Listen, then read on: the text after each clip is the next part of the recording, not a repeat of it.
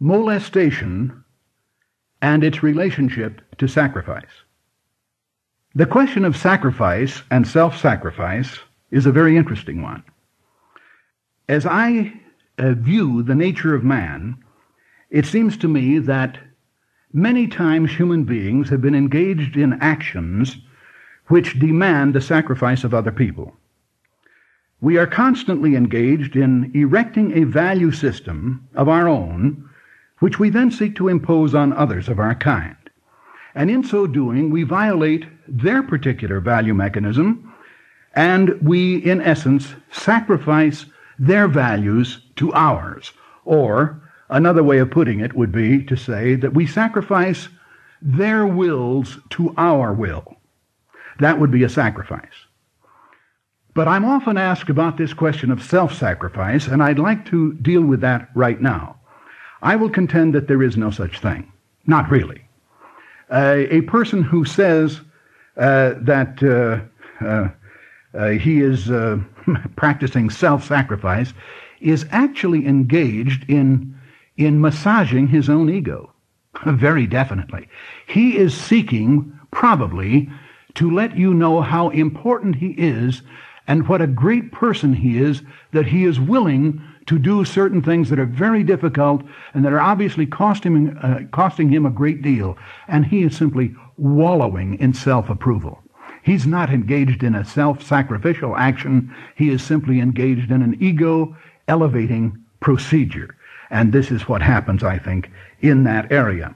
Let me give you an example of what I mean and how this relates to the general manner in which human beings conduct themselves. Let me take an illustration. Here we have a man walking over a bridge that spans a stream. This man can't swim. He looks over the rail, and there's a child thrashing about in the water, and the child screams, "Help, I'm drowning." As I've said, the man on the bridge can't swim. And he sees the child about to drown. Now what does he do? Well, I don't know what he will do, but let me suppose that even though he cannot swim, he now throws off his coat, kicks off his shoes, and goes over the rail in an effort to save the child. Is that an act of self-sacrifice? No. The man is actually engaged in fulfilling his highest value at that time as he sees it. Granted, he can't swim. But what he is doing is this. In essence, all of these things have flashed through his mind. He is saying, I've got to try to prevent loss. In this case, the loss of the child. Why? Because he feels that he would have a guilty conscience if he didn't at least make an effort to try to save the child. Or he also would say, there's a gain to be had here. If by some fluke I can manage to save that child, what a marvelous plus factor. Actually, he sees both of these as plus factors. Now, as far as winning approval of others is concerned, what a marvelous way to win the applause of multitudes. Here is a man who admittedly can't swim, who jumps in, risking his own life, and saves the child, maybe. Whoa, he could expect a good round of applause. And what about the idea of pleasing himself, of self-approval? No man would ever try more diligently to win self-approval than the man who couldn't swim, who would try to do it to save someone's life. This man is simply wallowing in self-esteem. And if you talk to him, he will tell you that he's willing to sacrifice everything he has for someone else. He's not sacrificing a thing. He is fulfilling his highest value and taking fantastic pleasure and profit in so doing. Now let me take that same illustration and reverse it. Here we have a man walking across the bridge, and he also cannot swim. And here we have the child in the same perilous condition, screaming, "Help, I'm drowning." And this man looks over the rail and says, "Sorry, kid, I can't swim," and he walks off and goes on his own way. Now, what is he doing? Well, the curious thing is, he's doing the same thing in relation to the drives. In other words, he is saying to himself, I've got to prevent a loss, and the most important person not to lose is me. So I'm just not going to run the risk. And he goes on his way to prevent that kind of loss. How about the gain? aspect? Well, he says, it's certainly a gain if I don't risk my life for the kid. Besides, if I jumped over, I'd probably help to drown him. Maybe the kid can make it without my help. I don't know that, but I do know that I can't swim. So this man is engaged in rationalizing his action in precisely the opposite way as the former man, and he's taking an entirely different action, and yet he is responding to precisely the same drives. He is simply interpreting them differently. What about the approval of others? Now, this second man isn't going to anticipate that there's going to be a big crowd of people applauding his action, because we tend not to applaud that type of action. But what this second man is saying to himself is this: I think that those people who understand, that is, the real intellectuals, the people that I value, the people that I associate with, when I tell them what I did here, they will pat me on the back and say, man, that took courage. You waited correctly and you behaved correctly in spite of popular pressure, which would have told you that you should lay yourself down as a possible sacrifice for the child. So he will take pleasure here in knowing or believing that other people will applaud his action, even though it will be a different group of people who applaud. And in the final analysis, he will say, well, this means self-approval. So here we have a case of two men faced with exactly identical situations, behaving in opposite ways, but motivated by the same fundamental drives. This is why I think we can correctly say that the drives that we have that lead us and cause us to act as we do are fundamentally inherent, and they are not really the result of individual procedures. And all of this ties to this question of molestation and sacrifice and self-sacrifice. Thus, I would like to establish that as I see the nature of man, self-sacrifice is impossible. It just doesn't happen. But sacrifice can happen, and it happens at those points where an individual inflicts his will on another.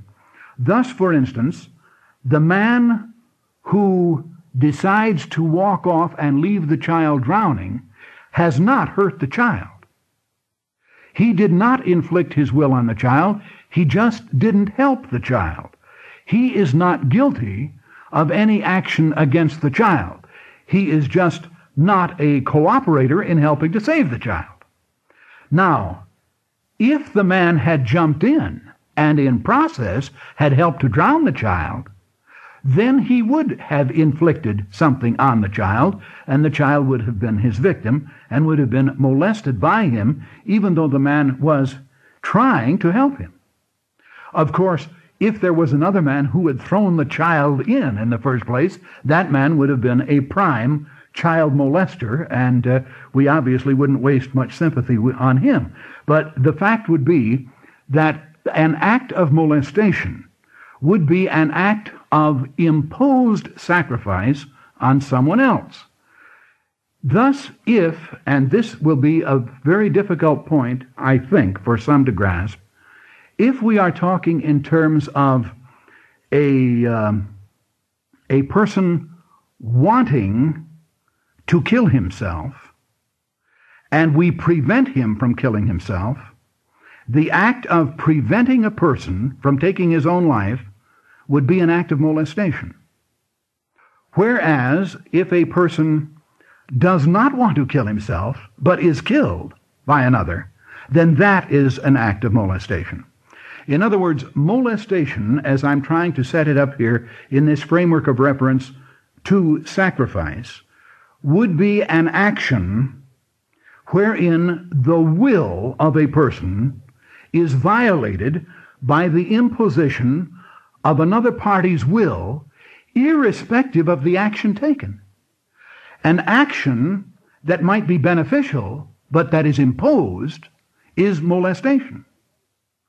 In other words, if I came to you and I said, here is $100, and I insist that you accept it, and you didn't want it, but I did insist, say at the point of a gun, that you take that $100, that's molestation, even though you might very well benefit by having the $100. And of course, if I came at you with a gun and took away 5 cents, that too is an act of molestation.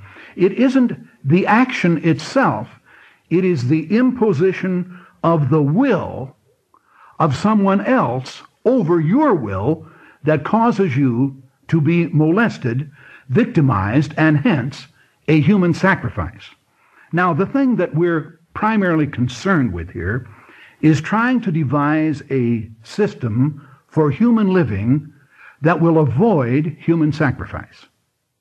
And in order to try to avoid human sacrifice, we have to recognize the supreme importance of the human will. We must recognize that the human will is the man's most basic property, it's his most basic individualistic item, and he must be left free to exercise it in his own way, providing only that he molests no one else in so doing. In other words, the wisdom of the man in exercising his own will may not be thrown into the equation here to weigh what is right or wrong. Instead, the question that must be faced constantly is the question of who is deciding what a particular will do. Is it the man himself, or is it somebody else imposing on him? Whether the imposition is good or bad is meaningless in this context. What is important is who is running you or me. And that's what we mean here. Often we are asked, what do you believe? Do you think man is basically good or basically evil? And I would have to reply that man is neither basically good nor evil. Man is basically egocentric. He is self-oriented and self-interested, and he is basically seeking the good for himself. Even when he thinks he's not, that's really what he's doing. He is engaged in seeking good for himself. He is not seeking evil. Now, if men, of course, were basically good, well, then, of course, there would be no requirement at any time for some control to be put on top of them, because they would be so basically good that no external control could even be dreamed of, and we could forget it. Of course, on the other hand, if men are basically evil, then we couldn't afford to have a control put on top of them, because that would be a control containing power and force in the hands of men who are basically evil. And if men are basically evil, then you couldn't afford to have such men with power. If men are basically evil, the less power they have, the better. So we have a problem here if we are talking about a species that it is either basically good or basically evil. Actually, that's not the case. Man is basically a seeker of the good. He is a profit seeker. That is to say, he seeks what I've called plus factors in all his actions, and he seeks to maximize his own well-being by whatever it is that he does. So that is really the nature of man as I see him in this connection. Now, in order to understand this more fully, I'm going to, a little later on, get into the property area and discuss it at length. But I want to, right now, stay a little further with this molestation area, because I want to introduce this to the level of morality and what I mean here about creating a social order or a system that does not require some imposed force upon anyone. This is what I think we want to aim toward, because of the obvious fact that if the analysis used here is a proper one and has any validity, it follows that no man is going to approve of his own molestation.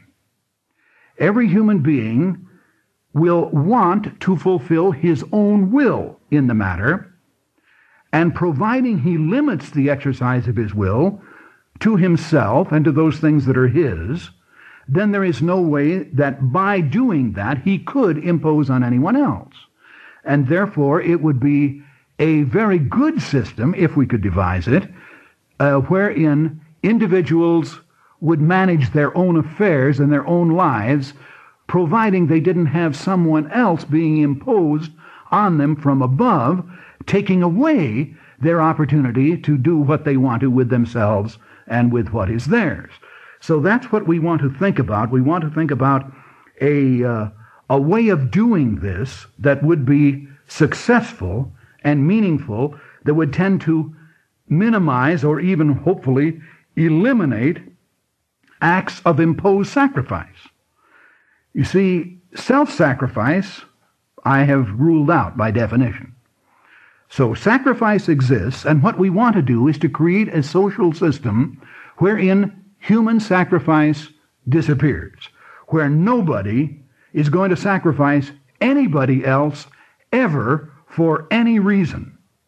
Now, that, of course, would be, this is certainly utopian. It sounds like pie in the sky, but I'm not so sure that it's impractical, for the reason that every time we have a case of molestation, we have what we are wont to call aggression.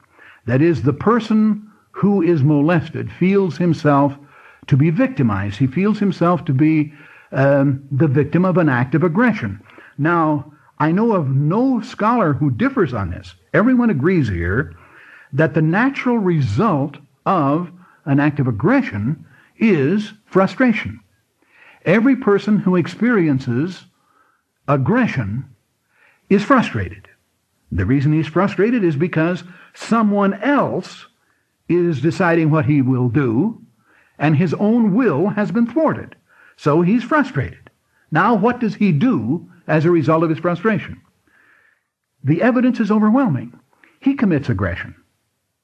You have a kind of interplay here, an interrelationship, an endless circle. The person who is aggressed against is frustrated, and because of his frustration, he will aggress somewhere else. Now, interestingly, we don't necessarily aggress against the person or the organization or whatever it was that we think aggressed us. We'll aggress on something else that's handy. A man will go to work, and the boss will growl at him, and he can't growl back to the boss. So he'll be angry. He'll have a good head of steam. He'll get in his car, and he'll drive around a corner too fast and splash mud on somebody. Well, that's to commit an act of aggression. He didn't really mean to hurt the party, but he just wasn't taking the proper precautions, and so he commits an act there that relieves him of his frustration. Well, what happens to the party getting splashed? Well, he's frustrated. And so then he goes and bawls out his wife. Well, his wife didn't do anything to him, but somebody else did, so he passes on to her. If she's not there, he kicks his dog. He does something. He takes it out because he's got to relieve his frustrations, or he's going to become repressed, and possibly he can become a mental case unless he does get rid of his frustrations. All right? Then would it be so impractical to try to construct a system which would begin reducing the element of aggression and the consequent element of frustration? It seems to me that this would be a very practical thing, because the more we can eliminate the one, the more we would tend to eliminate its reaction, and the consequence would be then that with the passing of time, the level of aggression and frustration would both begin to diminish, and this would tend to maximize human well-being. And that's what we want. So once we recognize that the source of all frustration is just one thing, it is the violation of your will, where you want to do something that's perfectly proper with yourself or with something that belongs to you, and for some reason you are prevented by another will that takes precedence over your own. Now that's where frustration arises. That's an act of aggression, or if you like, it's an act of sacrifice. You have been sacrificed, or your values have been sacrificed, to somebody else's values. And when this happens, you resent it. You may not do anything about it at the time, but you have a frustration. One frustration adds to another. These things build up, and pretty soon you blow your top. Now, this happens socially between individuals. It happens between groups. It happens between nations. This is the fundamental source of war and disorder in our whole human arrangement. So obviously, if we can get to the cause of this thing, that's perhaps the most practical thing we can do. And that's what we want to work toward. Now, when I talk in terms of a moral arrangement, I want to make one thing clear here. In speaking of morals, most people use the term morals and ethics interchangeably, and I propose to make a separation. I'm going to refer to morals as that area of thought dealing with objective reality. In other words, I'm going to contend that moral law, if it exists at all, would have to exist at the level of principle. It would be a derivative of nature, that is, a derivative of things as they are, and it would not be the product of the human value system. Whereas I will use the word ethics to relate to the product of the human value system. Ethics is the study of values. When we are studying ethics, we are studying to try to find out what is good and what is not good, and what is better and what is worse. We're concerned constantly in terms of evaluation procedures. That's the purpose of ethics, to try to arrive at what is good. But the concept of morality, although it may contain an ethical characteristic, I want to remove here from any theological overtones. The concept of morality, as I wish to use the term here, would relate to those things that ought to exist because of the nature of man in his relationships with other men. Now, I'm not speaking here of those things that men ought to do simply to preserve their own lives. As I view that, this is not a moral or an ethical question. If we have a man alone on an island, obviously it is true that if he cannot get enough to eat, he will die. If he cannot find shelter of some sort, he probably will die. If he catches cold or gets some other type of germ or contagion of some sort, he will die. There are many things that could kill him. If he finds himself falling off a cliff, he will die. There are lots of things that can do him in. In order to survive, he will have to do those things that he ought to do in order to stay alive. That is, he will have to obey natural law in order to continue to function, if he intends to continue to function. Fine. Now, when we are talking in terms of interhuman relationships, where we are not dealing with a man alone on an island, but we're dealing with human beings in interplay, action and reaction between them, it is here that we get into the question of morals and ethics. It is not now merely a question of how do I survive. The question is, how do I survive in a moral context in which you also survive? Because the concept of morality would have to be predicated not merely on what I have to do to stay alive, but what I must do so that I do not prevent you from staying alive if it is your wish to stay alive. I may not presume to keep you alive if you want to die, but I may not presume to let you die if you want to stay alive, or to compel you to die if you want to stay alive. So then my relationship to you, if it is to be a moral one, must be a relationship of non-molestation and non-sacrifice. So this would be the moral theater. It would be the area that exists between human beings in an interpersonal relationship. And what I would like to suggest is that the ideal to be attained here would be the same ideal for both of them that would exist on a desert island. In other words, I should do nothing to you that would prevent you from also following the rules of nature and getting enough to eat and getting a place to sleep and shelter and so on, so that you could look after yourself. If I intervene to prevent you from doing this, then of course I am molesting you. On the contrary, if I do not intervene, I have no obligation to keep you going. I simply must not, if I am to be moral, I must not prevent you from exercising your will over yourself and what is yours. If you want to stay alive, that's your business. If you want to die, that's your business. But I may not intervene if I am to be moral. So here we have a moral concept, and I'd like to sum it up this way, because I think it is predictable. I don't mean predictable here. I think it is observable, let me say, that moral law is predicated upon a universal situation that we can observe. It is observable when it comes to the question of molestation, sacrifice, and so on, that no human being ever approves of this when it's happening to himself. Every human being, by his nature, rejects his own sacrifice at the hands of another. Every human being will reject his own molestation at the hands of another. In other words, we have a predictable reaction here. And that puts it in the area of principle.